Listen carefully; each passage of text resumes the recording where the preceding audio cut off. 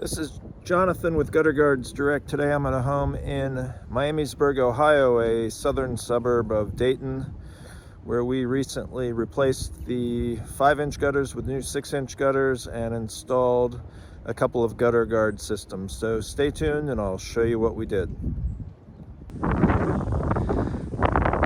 Okay, here we are at this house in Miamisburg, Ohio. This home previously had a 5-inch gutter on it, and we suggested, based on the amount of roof area, that he upgrade the gutters to 6 inches. Also, the gutters that were on here were original to the house, so they were somewhere in the 25 to 30-year-old range.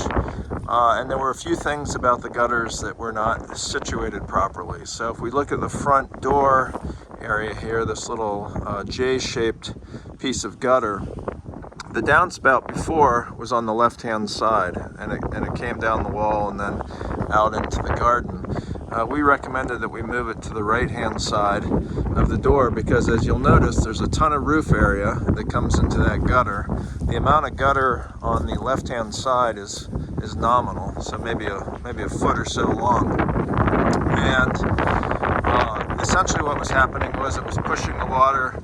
That was the high point, that was the low point, so all the water was coming back towards the valley, and then dumped into this little tiny corner here. So it was very easy for the water to overwhelm that gutter. So my recommendation was to move the gutter, or the downspout, to the right-hand side, bring it down the face of the house here, and then kick it out into the shrubs. So essentially the high point now is on the left, low point on the right.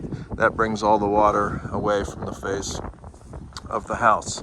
Also in this particular area, we installed a system called DiamondBack. It's an expanded metal system with a black mesh screen on top of it. And the reason we did that was we just wanted to maximize the water flow in that, essentially those two corners there. And rather than trying to combine it with the other system that we installed, we just decided to make it DiamondBack all the way through that area there. So that will do a more effective job capturing the water out of those valleys and off that huge roof there in the front of the house. We also moved the downspout on this left-hand side of the house. So before, the downspout came down the wall here and then kicked out into the yard. So to kind of accomplish two things, I felt like getting it out of the yard would make it easier when you're mowing the grass. And then also here we were able to bring it down and push it out into the mulch and the bushes and whatever plantings might be there in the summertime. So I just thought, again, it would be maybe a little more practical and better longevity for the downspout to get it out of the yard area here and put it into the garden area where nobody will really ever touch it. Pretty straightforward across the back of the house here. We did have a little complexity with the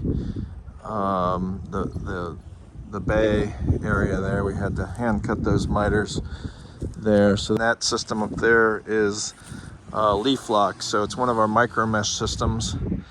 And I felt like with this tree here, the proximity of that tree to the house, as well as the river birch tree that's back on the kind of that front left corner, it is incumbent upon you to put some sort of a micromesh system on the house. So we effectively did that here with both the LeafLock and the DiamondBack system.